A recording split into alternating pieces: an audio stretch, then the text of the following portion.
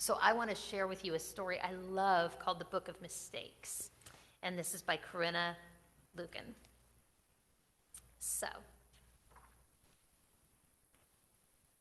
it started, doesn't really look like it started, but I promise it did, with one mistake. Making the other eye even bigger was another mistake. But the glasses, they were a good idea. The elbow and the extra long neck, mistakes. But the collar, ruffled with patterns of lace and stripes, that was a good idea. And the elbow patches, they were a good idea too. The bush was another good idea, dark and leafy so that you couldn't see through it to the frog, cat, cow thing. Another mistake. The big space between the ground and the bottom of the girl's shoe was a little bit of a mistake too. But roller skates, those were definitely not a mistake, as our minister can tell you. The second frog, cat, cow thing made a very nice rock. And the girl with the very long leg looks like she always meant to be climbing that tree. Even the ink smudges scattered across the sky look as if they could be leaves, like they'd always wanted to be lifted up and carried. And what about the girl? Well, that kind of looks like another mistake, huh? Oh, mistakes can become safety gear, so that's a positive. Oh, wow. Oh my gosh. Look what has happened. That is much, much bigger than it used to be.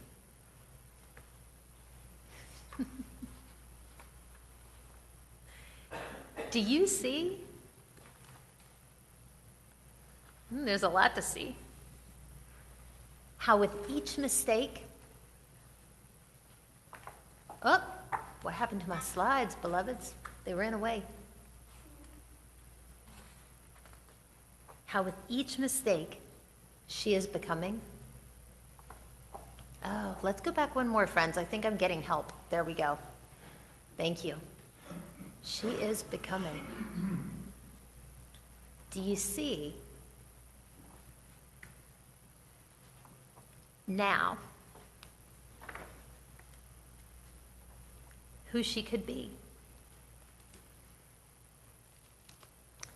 So it's kind of interesting to think about how some of our mistakes can be happy accidents, even when they might not seem like it at first. So there's some special activities waiting for you over in the children's area. And I think there's enough that if there was a grown-up that was just super curious, because as someone mentioned to me earlier this morning, sometimes they see the kids' activities and they get curious, you could probably grab one too. And let us return to our seats at this moment.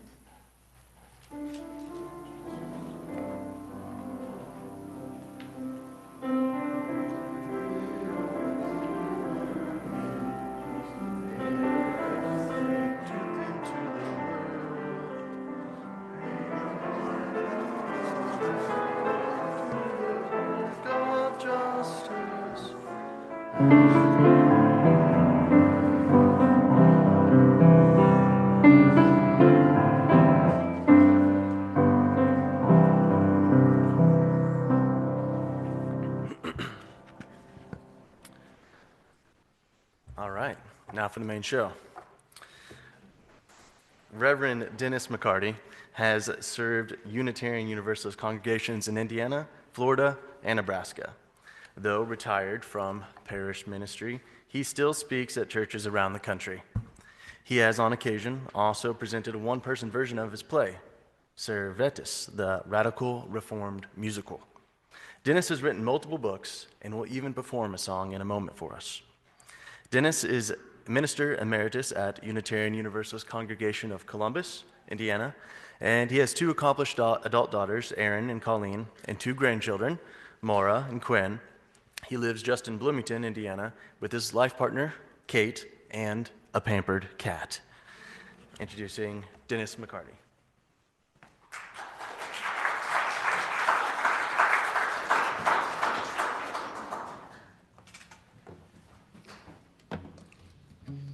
Well, I brought a song for you this morning. It's going to do double duty as special music and also as a reading. You're probably well aware that it's always been a theme in politics and in national leadership everywhere, but particularly in the last 10 years, that winning is more important than love. And in fact, we were told about 10 years ago that we were going to do so much winning, we were going to get tired of winning. And this song was written about 50 years ago by a fellow named Shel Silverstein, who wrote a lot of stories and songs and poems and stuff. And it's about a guy who got tired of winning. It's called The Winner. That hulk of a man with a beer in his hand, he looked like a drunk old fool. And I knew if I hit him right, I could knock him right off of that stool. But everybody, they said, watch out. That's Tiger Man McCool. He's had a whole lot of fights, and he's always come out the winner. Yeah, he's a winner. But I'd had myself about 5 too many, and I walked up tall and proud. And I tapped his back, aware of the fact that he had never stooped nor bowed. And I said, Tiger Man, you're a pussycat. And a hush fell over the crowd. I said, let's you and me step outside and see who's the winner.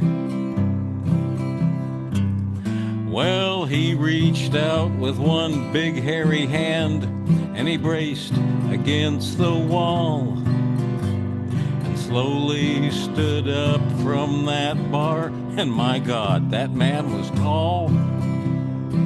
He said, son, I can see you're a scrapper. So just before you fall, I'm gonna tell you just a little about what it means to be a winner. He said, you see these bright white shining teeth? Well, you know, they're not my own. Mine rolled away like chiclets down a street in San Antone. But I left that person cursing, nursing 7 broken bones. And he only broke 3 of mine. That makes me the winner. He said, behind my chin, I've got a steel pin that holds my jaw in place. A trophy from my most productive motorcycle race. And each morning when I get up and touch this scar across my face, it reminds me of all I got by being a winner. He says this broken back was the dying act of handsome Harry Clay. That sticky Cincinnati night I stole his wife away. That woman, she gets ornerier and meaner every day. But I got her, son. That's what makes me a winner. He says you have to speak loud when you challenge me. 'cause it's hard for me to hear. With this twisted neck and these migraine pains and this big old cauliflower ear.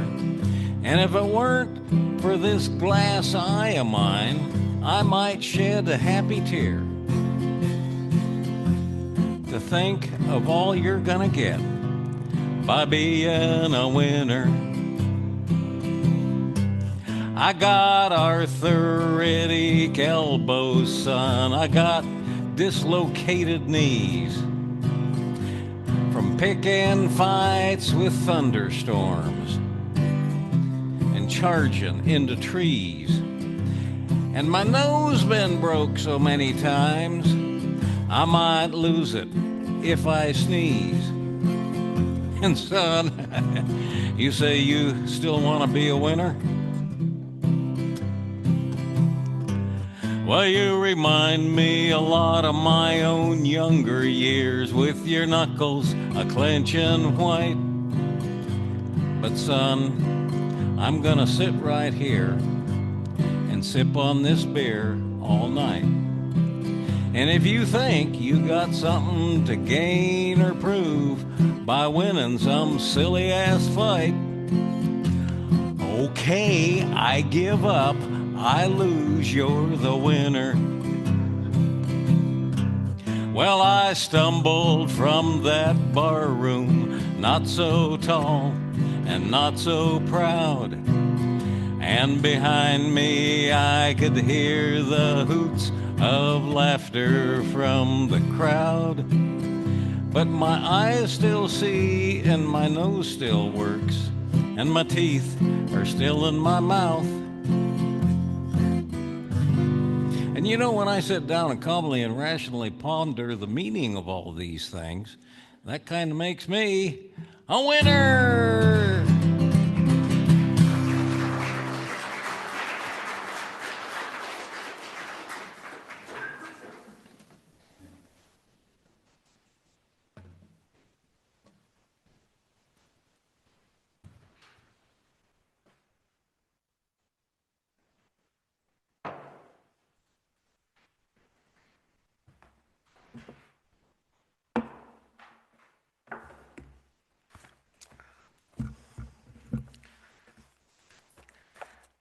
I always wonder when I'm playing music if the Book of Mistakes is going to be a prophetic piece.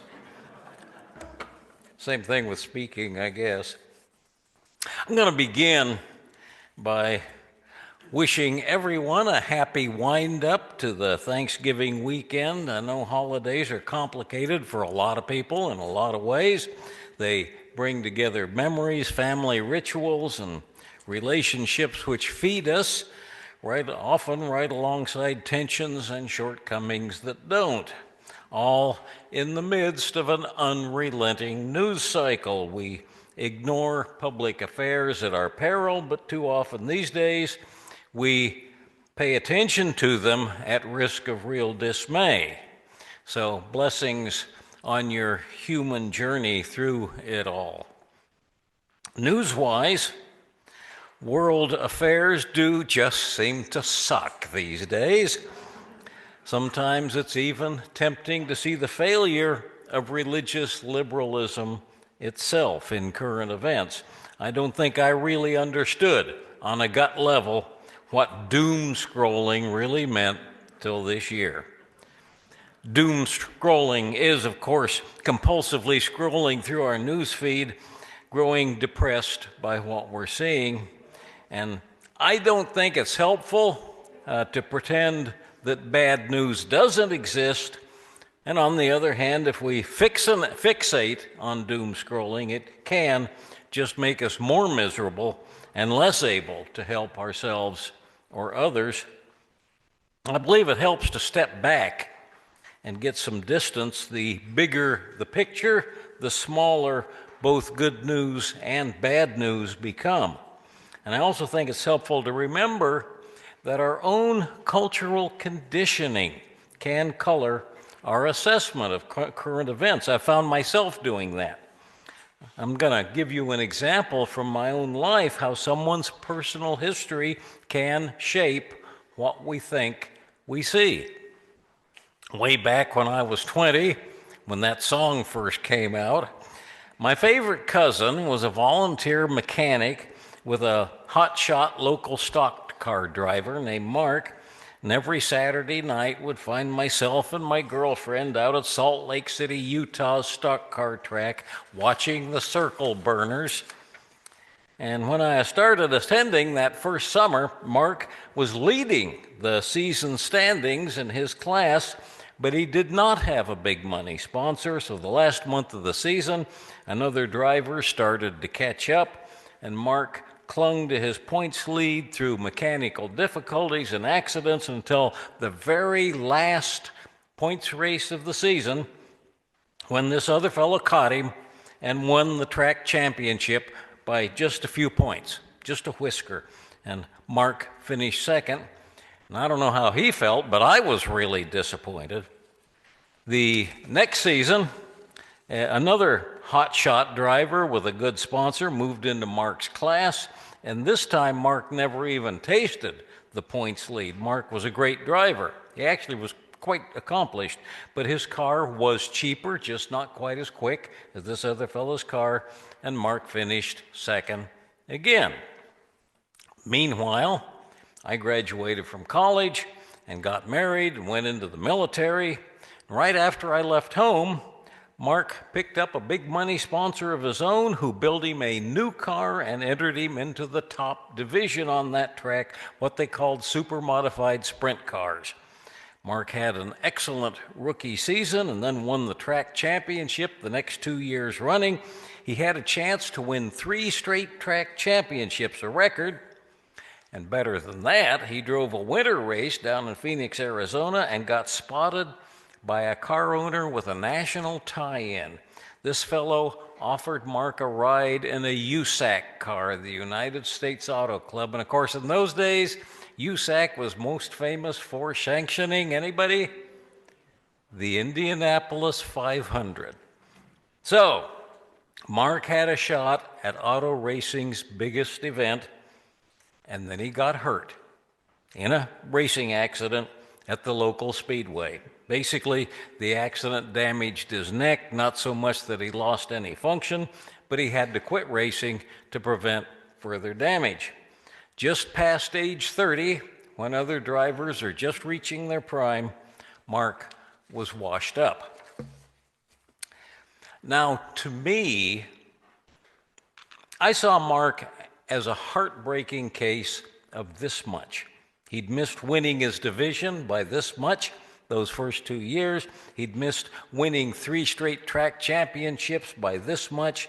He'd missed a shot at running in the Indianapolis 500 by this much.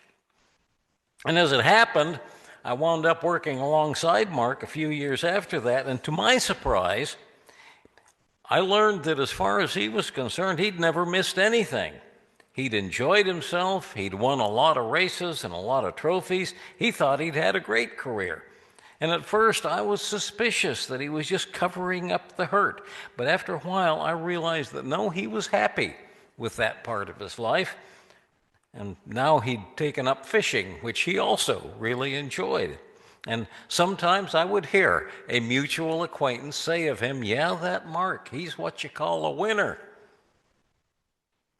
Now, I've had a lot of years to think about that, particularly in light of my own thoughts that my career as a novelist kind of paralleled Mark's career as a race driver. I decided at age 7 that I wanted to be a novelist. That was my dream. And I did get some novels published in my 30s and 40s by Ballantine Books, the paperback arm of Random House. But my career fizzled out after a while. Agents and publishers stopped returning my phone calls. And the feeling I'd had toward the end, when I realized my publisher was giving me the cold shoulder, was that I'd gotten so close. I was just like Mark in my mind, not in his. I'd missed my shot at the big time by this much. And that was before I got interested in ministry, but I did get interested in ministry. In one of many classes I took at theological school, we studied something called a genogram. Now, basically, a genogram is a way of diagramming a family tree and how behavior patterns get passed down from one generation to the next. And to my surprise, as I charted out my old family stories, I found one particular pattern out of several on my mother's side of the family, generation after generation, as far back as anyone in the family could remember, and that was clear back into the mid-1800s, there was this pattern of people thinking they had just missed, that they'd failed by just this much.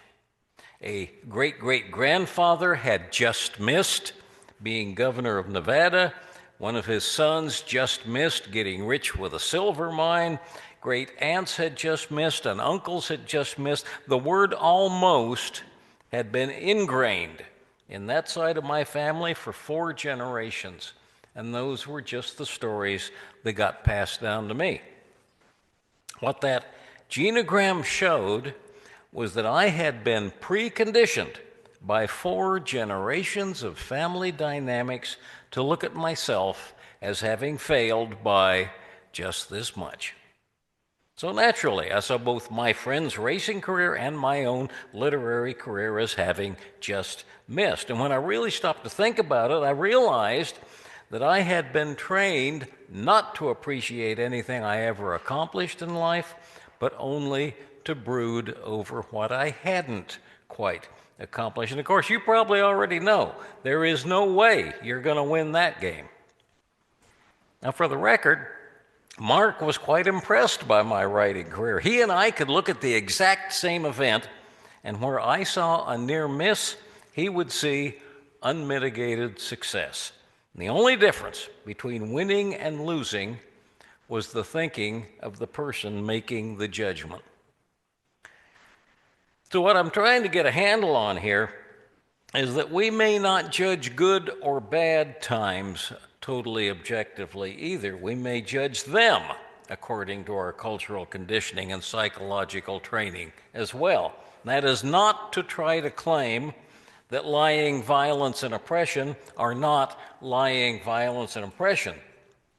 But it is to claim that we should never underestimate the depth and resilience of human nature, including our own human nature.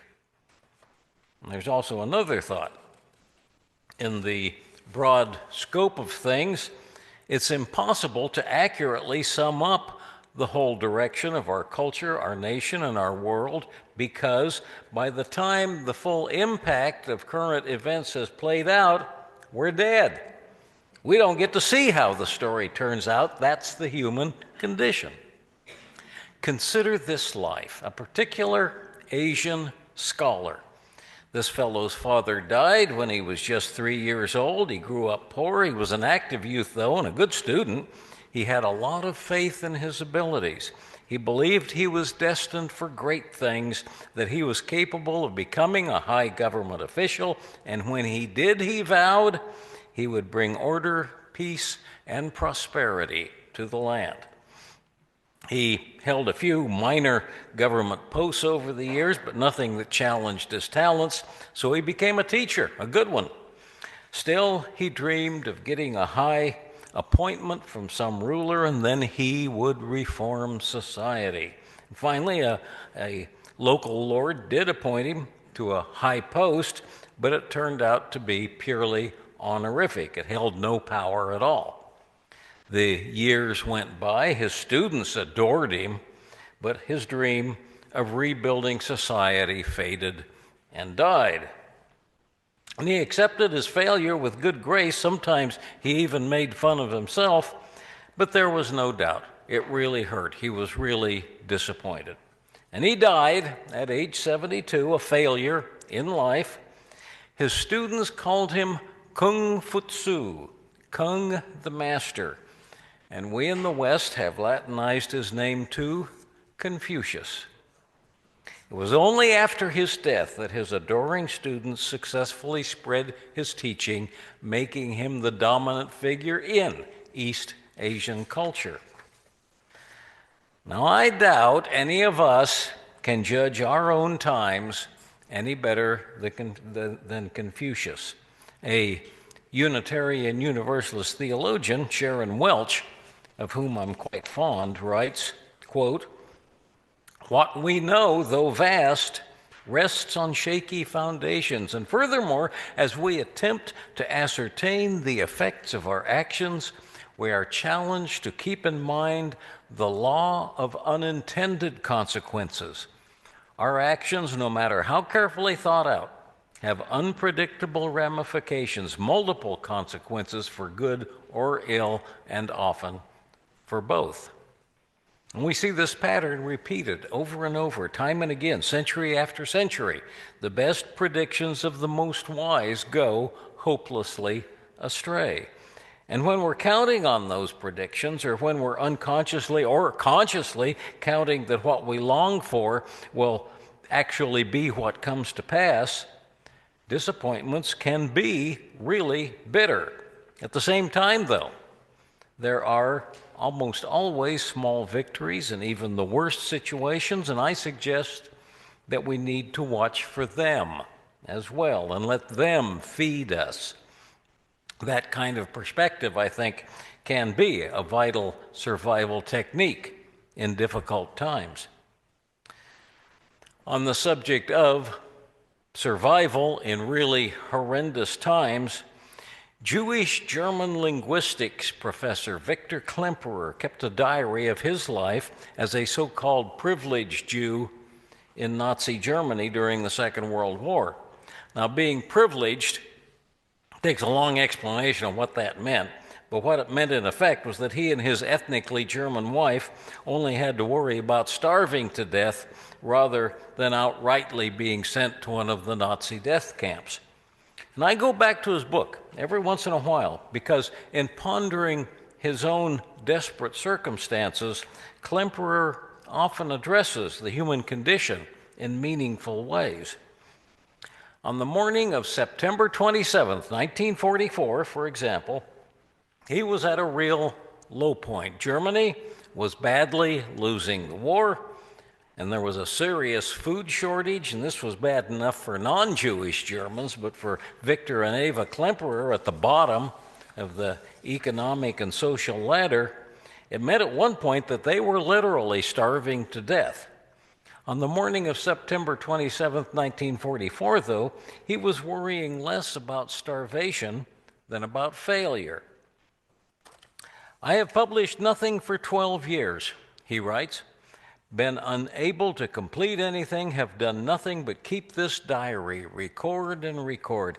Is there any point to it? Will any of it ever be published? And if it is completed, and if it is successful, and if I survive through my work, so to speak, what is the point of it all for me? I shall go on reading and taking notes, not because I am so full of energy, but because I am unable to do anything better with my time."